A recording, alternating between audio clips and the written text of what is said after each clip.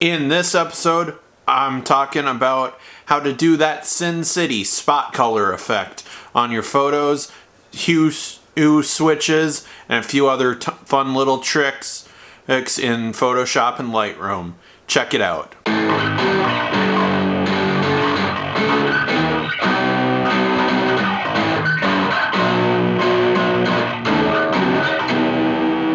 Now, I know a lot of people don't really love this effect, but as a big comic book fan, I love being able to highlight one specific color and turn a photo that, even though I think it's amazing as is, turn it from this to this in a couple simple moves.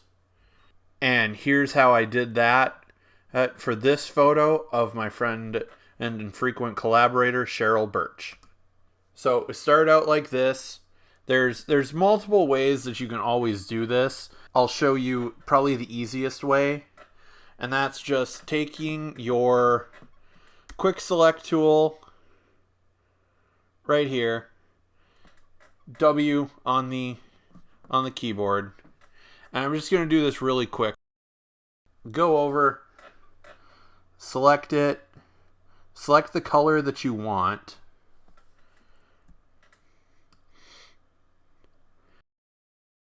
This was Cheryl doing a Tinkerbell cosplay. And then what you'll do is you'll add on just a black and white adjustment layer.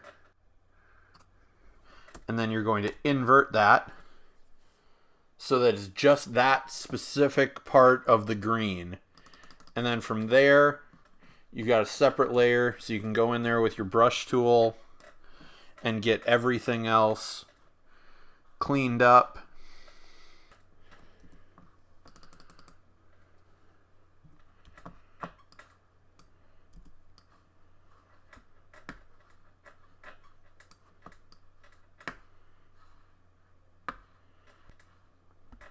So yeah, that's looking pretty good. And then obviously we'd want not her whole arm, so you deselect that portion.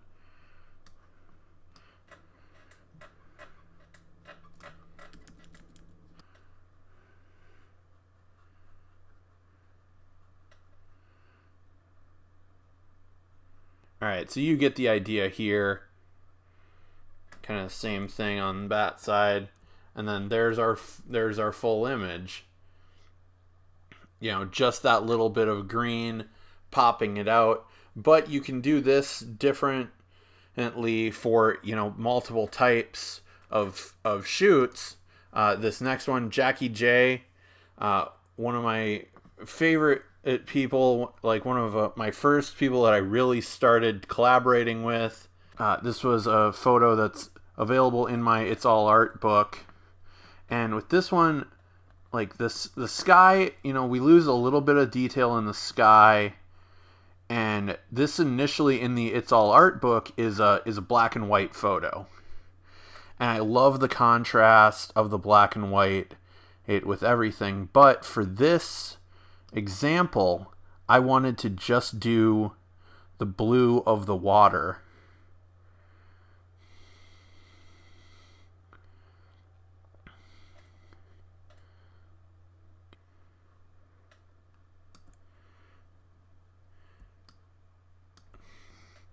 And then, yeah, this is that effect that I wanted, that just the blue. And as you see, the quick select isn't always the most accurate thing. So we got to clean that up. We got to clean up the shoreline, clean up the reflections in the water as well. Get rid of that.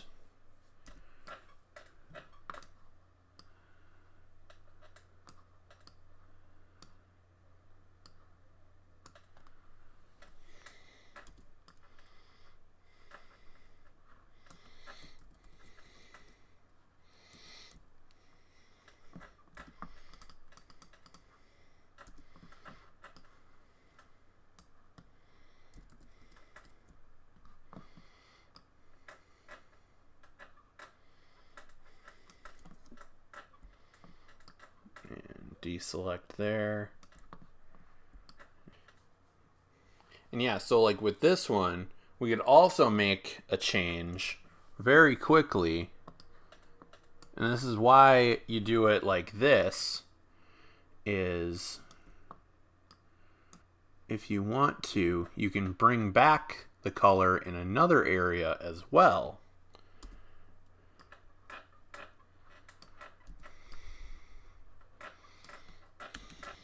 Yeah, just like that.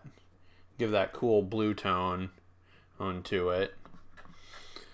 And then, as I was saying, so there's other ways to do this effect, but sometimes they're not as accurate. So here's a hue and saturation. This is my friend Rachel Taylor, or she's a fitness instructor. So hue and saturation, you basically go into every color that you're not going to use. So here we'd want to highlight the green. So you desaturate everything else, take down the cyans. See, and here's the problem. Bringing down the cyans, because of the color of this particular jumpsuit, we can't do that. If we brought down the greens, that would obviously, that takes down some, but for this, it's actually registering as cyan. But because it's a cyan, we're still seeing, these little things in the background. And we can almost do basically the opposite of what we just tried to do earlier. And instead of just selecting what we wanted, we can get another adjustment layer going, another black and white, but we'll invert it and just go over those few areas that the color remained.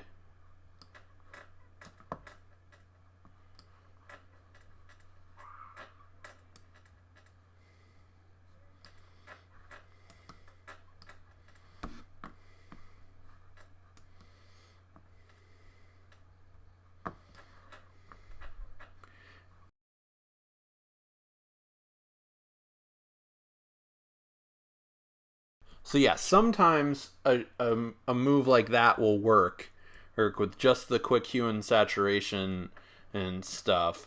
But then there's other times. This is my dear friend Rijo Seer house. Back when she had her long red dreadlocks, and also did a red latex dress. But as you'll see when we go in, if we do it with the hue and saturation, and obviously we want the red to pop.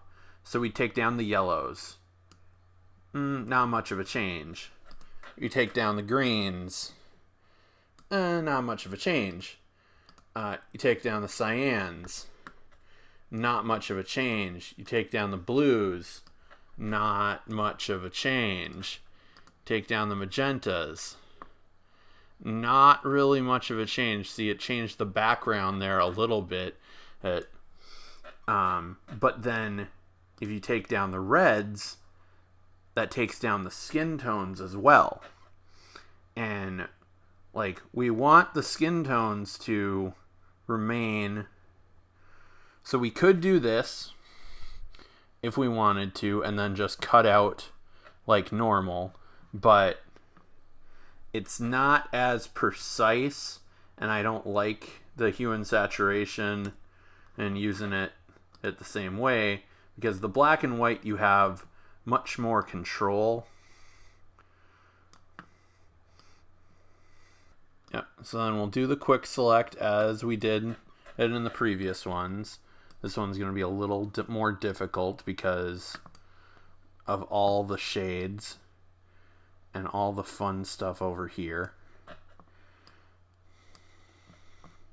And why I like doing this before is if I do this before I make the adjustment layer, it'll make this as an adjustment layer mask, and then I can clean it up.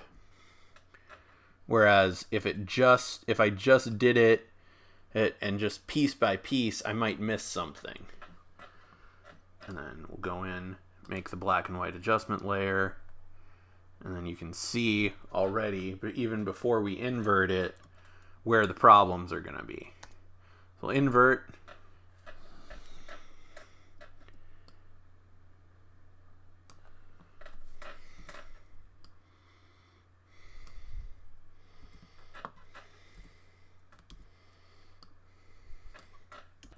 And like I said, it doesn't need to be perfect, because kind of everybody sees this effect and we're like, oh, I get where you're going with that. Noticing it bleeding onto the skin tones. We don't want that.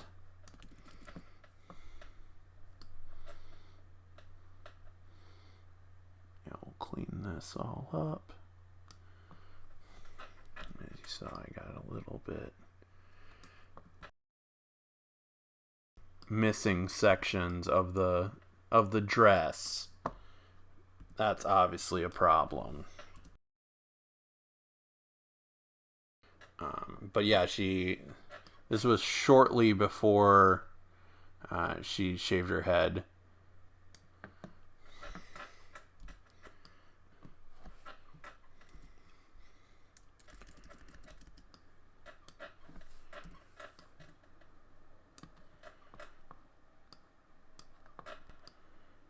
Yeah, and then I'll finish cleaning this up, and then we'll get the final product kind of looking about like that. And actually what I'm going to do, just to make it a little more hue and saturation one. So as we said, like I didn't like it that I couldn't play with the saturation of all of this, but with the hue and saturation, you can play with a lot of the lights and darks.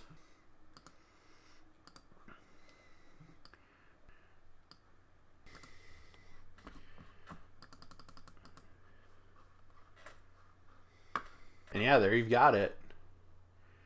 Right there. Thanks everybody for watching this episode. Make sure to like and subscribe. Check me out on all social media at Knocked Out Films. Thanks.